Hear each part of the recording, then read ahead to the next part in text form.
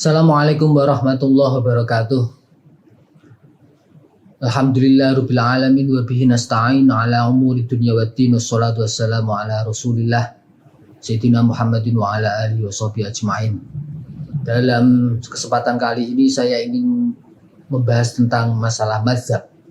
Mengapa kita harus bermazhab? Dalam aspek etimologi atau lughawi, dalam segi bahasa, mazhab itu bisa diartikan sebagai jalan. Mazhab itu secara bahasanya jalan atau tempat pergi. Mazhab zahaba, mazhab tempat pergi atau pendapat. Al-mazhabu lughatan at-thariq.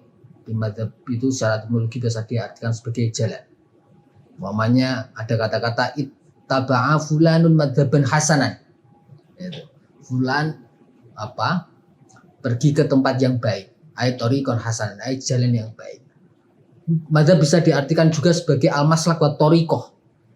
Ya, maslak wa thariqah, sebuah jalan atau pendapat. Itu.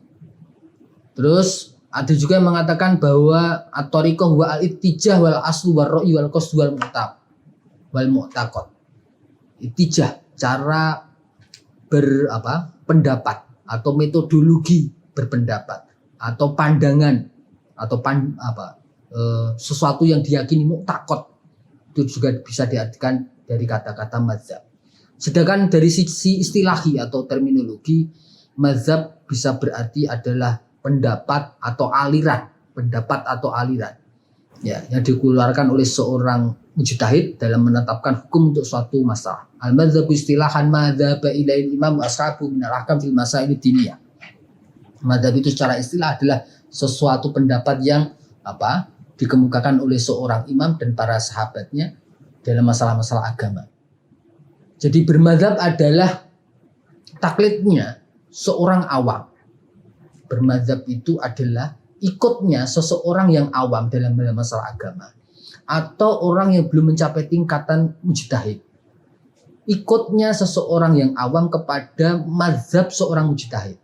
Jadi ikutnya seorang awam kepada suatu mazhabnya orang tertentu, baik secara konsisten mengikuti satu mazhab atau berpindah dari satu mazhab ke mazhab yang lain.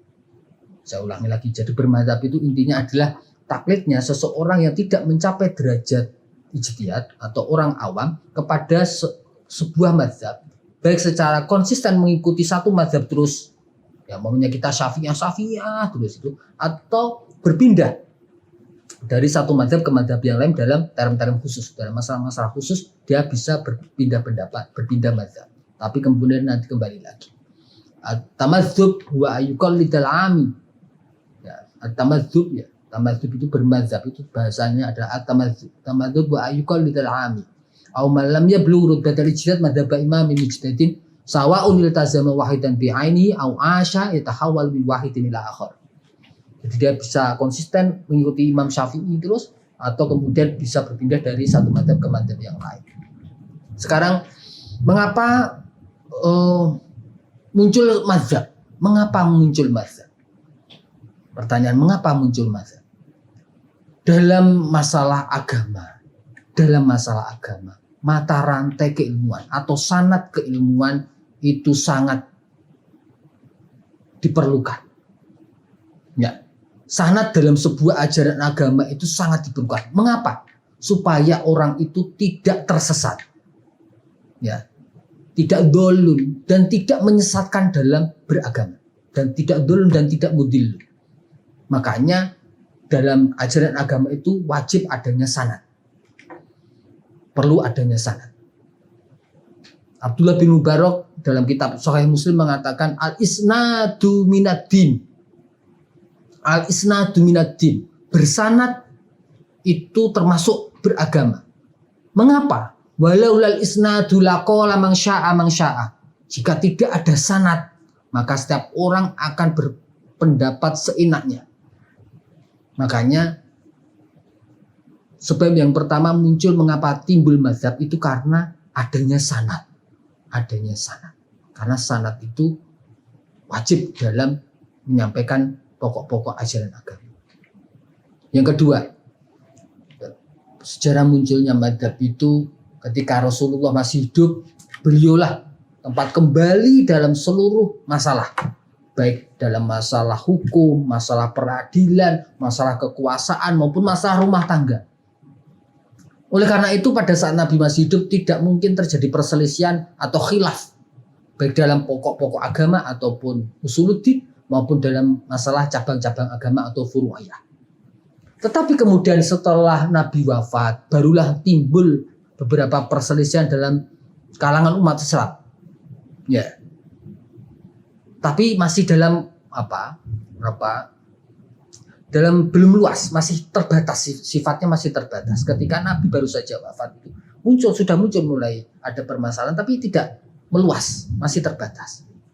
Pada saat itu ketika ada setelah Nabi wafat, pada saat itu ketika muncul permasalahan di kalangan sahabat, muncul pada saat itu istilah ittiba. Makanya ketika Nabi itu baru wafat itu, muncul di situ istilah ittiba. Atau ittiba di situ adalah ikutnya para sahabat terhadap ajaran yang datang dari Rasulullah, ya, yang sudah diketahui oleh Rasul, yang diketahui oleh para sahabat, kemudian disampaikan. Itu makanya Abu Bakar itu ketika ada permasalahan dan beliau tidak tahu cara menyelesaikannya menurut Rasulullah, maka Abu Bakar pada saat itu langsung keluar, langsung bertanya, siapa para sahabatku yang tahu cara menyelesaikan ini menurut Nabi? Nah, ketika nanti ada sahabat yang menyampaikan, nah itulah yang dipegang oleh Abu Bakar dalam menentukan keputusannya. Itu yang namanya ittiba. Pada saat Nabi baru saja wafat, jadi para sahabat itu cara menyelesaikannya adalah dengan cara Rasul menyelesaikannya. Itu namanya ittiba.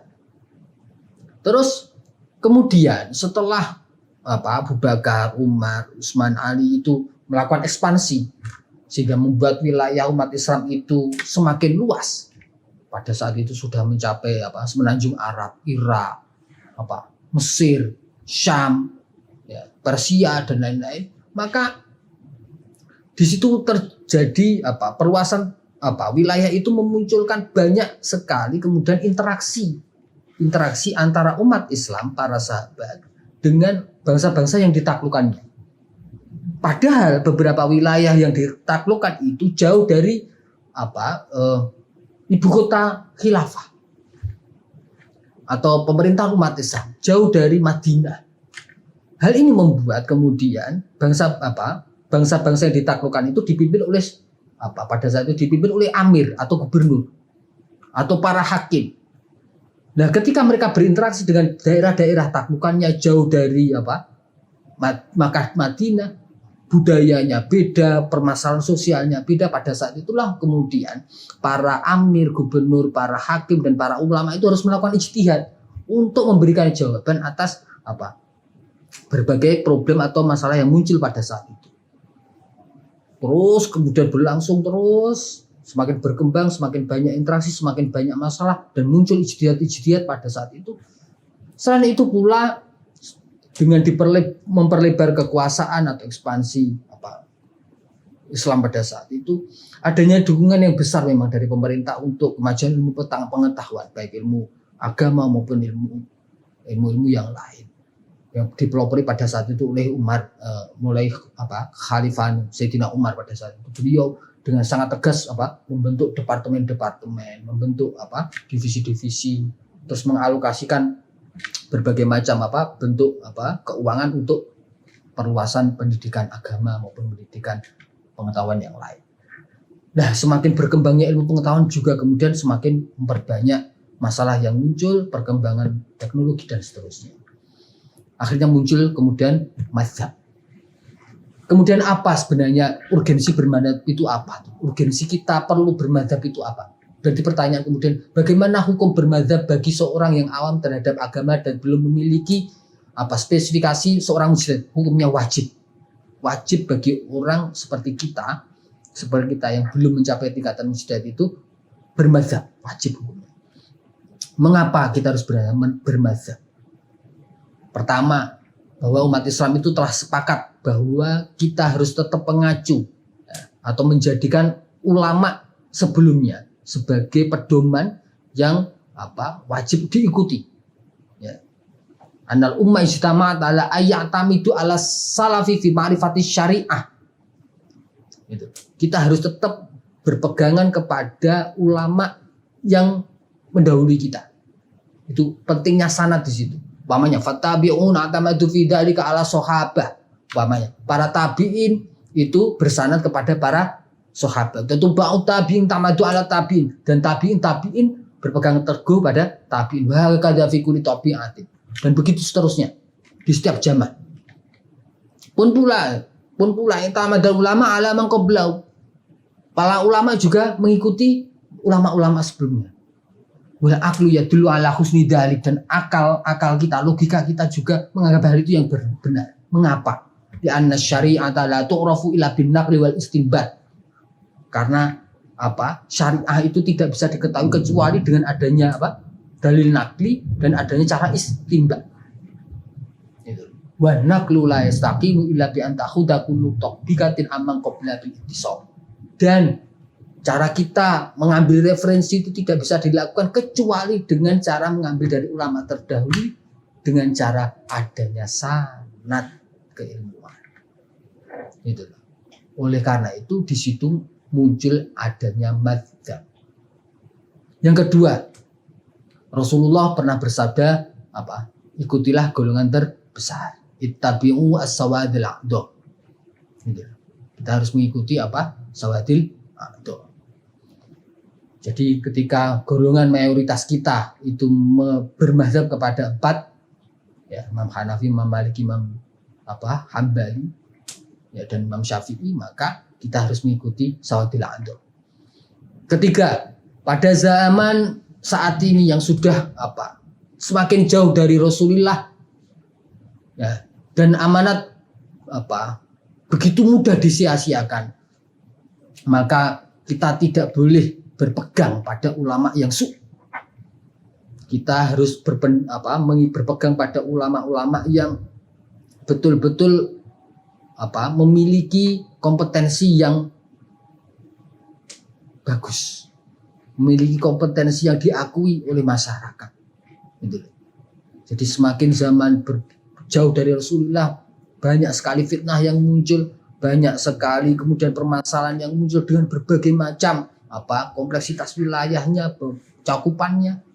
Maka kita harus tetap berpegang pada ulama yang mumpuni, ya, yang kompetensinya baik dan jelas, track recordnya jelas. Oke, terus kemudian bagaimana kita bermadzhab ala Nahdiyah itu bagaimana? Bermadzhab ala Nahdiyah. Dalam bermadzhab ala Nahdiyah dalam hal akidah, kita tetap kembali kepada Ahlussunnah wal Jamaah yang dipelopori oleh Abu Hasan Asy'ari dan Abu Mansur Al-Maturidi. Dalam masalah fikih kita mengikuti jalan pendekatan atau mazhab dari Imam Abu Hanifah An-Nu'man, Abu Hanifah, Imam Malik bin Anas, Imam Muhammad bin Idris Syafi'i atau Imam Ahmad bin Hambal. Yang ketiga, dalam masalah tasawuf kita mengikuti Imam Junaid Al-Baghdadi dan Imam Al-Ghazali. Pertanyaannya kemudian, mengapa kita mengikuti Asy'ariyah dan Maturidiyah? Mengapa kita mengikuti mazhab Asy'ariyah Maturidiyah? Pertama, beliau berdua itu wasatiyah, toleran dalam akidahnya, berpegang teguh dalam Quran dan hadis, tidak keluar dari syariat, dan wasatiyah dalam pemikirannya. Keduanya muncul sebagai bentuk ketidakpuasan atas argumen dan pendapat yang dilontarkan oleh kelompok Mu'tazilah. Begitu kemudian berevolusi menjadi Jabariyah maupun Qadariyah. Yang keempat, beliau berdua mengutamakan dalil Quran dan hadis di atas akal dan pikiran kedua-duanya, dan tidak menolak peran akal. Mengapa? Sebab memahami Al-Quran dan hadis tanpa akal adalah mustahil. Terus kemudian pertanyaan tentang fikih, mengapa kita mengikuti 4 madhab saja? Mengapa kita mengikuti 4 madhab saja? Karena pertama, keempat madhab itu merupakan imam mujtahid yang mustaqil. Mereka memiliki spesifikasi mujtahid mutlak mustaqil. Mujtahid mutlak mustaqil yaitu imam mujtahid yang mampu secara mandiri menciptakan manhajul fikr, memiliki pola, proses, prosedur istinbat dengan seluruh perangkat yang dibutuhkan. Jadi keempat-empatnya, mengapa kita harus mengikuti 4 madhab itu? Tidak yang lain. Pertama, karena keempat-empatnya adalah imam mujtahid mutlak mustaqil. Yang kedua, mengapa kita mengikuti 4 madhab? Karena keempat imam madhab itu memiliki murid-murid yang konsisten mengajar dan mengembangkan mazhab dengan didukung oleh buku induk yang terjamin keasliannya sampai sekarang. Sebenarnya banyak mazhab pada saat itu muncul, ada lebih dari 10 mazhab. Tetapi yang kemudian memiliki buku, memiliki rujukan yang jelas dan murid-murid yang mengembangkan itu cuma 4 mazhab itu, dan itulah kemudian kita wajib terima. Ya. Terus yang keempat mazhab itu mempunyai mata rantai dan jaringan intelektual di antara mereka. Jadi antara Imam Maliki, Imam Hanafi, Imam Syafi'i dan Imam Hambali itu memiliki mata rantai dan jaringan intelektual. Jadi mereka saling berkait. Ya, saling berkait. Imam Maliki sendiri adalah guru dari Imam Syafi'i. Imam Syafi'i sendiri menjadi guru dari Imam Hambali dan seterusnya. Jadi mereka berempat memiliki mata rantai atau jaringan intelektual. Terus yang terakhir, keempat mazhab itu sudah teruji, ya, sudah teruji dalam menghadapi kritik dan koreksi sepanjang sejarah. Selain memiliki buku yang tertadun dengan jelas, kodifikasi yang jelas, memiliki murid-murid yang yang menurunkan ilmu dari masa ke masa. Selain itu, empat mazhab itu teruji dalam menghadapi kritik dan koreksi secara terbuka sepanjang sejarah, sehingga cukup fleksibel dalam menghadapi tantangan dari perkembangan zaman yang selalu berubah. Makanya wajar jika kemudian Syekh Nawawi Al-Bantani dalam kitab Nihayatul Zain itu mengatakan wala yajuzu taqlidu ghairi haula'i arba'ah bagil mujtahidina fil furu' wala yajuzu taqlidu ghairi haula'i arba'ah bagil mujtahidina fil furu'. Tidak boleh bagi seorang muslim itu taklid kepada selain 4 mazhab itu. Pun pula ditegaskan oleh Mbah Hashim itu dalam risalah Madzhabul Arba'ah itu, fal madzhabul arba'ah ya al-masyhuratul anal muttabah. Mbah Hashim mengatakan seperti itu. Mazhab 4 itu adalah mazhab yang masyhur sampai sekarang, yang wajib diikuti. Itu. Oke, terus kemudian dalam terakhir masalah syariat, dalam masalah akhlak tasawuf, mengapa kita mengikuti Imam Junaid Al-Baghdadi dan Imam Al-Ghazali? Karena itu keduanya konsisten terhadap Al-Quran dan Sunnah. Terus kemudian keduanya mampu mengembangkan tasawuf dengan menyeimbangkan tasawuf dengan syariah. Yang ketiga itu menjaga kebersihan dalam akidah, ya. Jadi keduanya itu membangun ajaran tasawuf di atas fondasi akidah yang bersih. Terus yang keempat, ajaran tasawuf mereka itu moderat. Ajaran tasawuf mereka itu moderat. Dan yang terakhir, yang kelima adalah keduanya mengembangkan tasawuf itu dengan mempertimbangkan kemaslahatan umat, sehingga keduanya lebih fokus kepada cara bagaimana bisa mendekatkan seorang hamba kepada Tuhannya. Itu 5 alasan mengapa kita memilih Imam Junaid Al-Baghdadi dan Imam Ghazali terhadap sebagai mazhab akhlak tasawuf kita. Demikian yang bisa saya sampaikan dalam sesi kali ini. Jika ada salah tutur kata, mohon maaf. Assalamualaikum warahmatullahi wabarakatuh.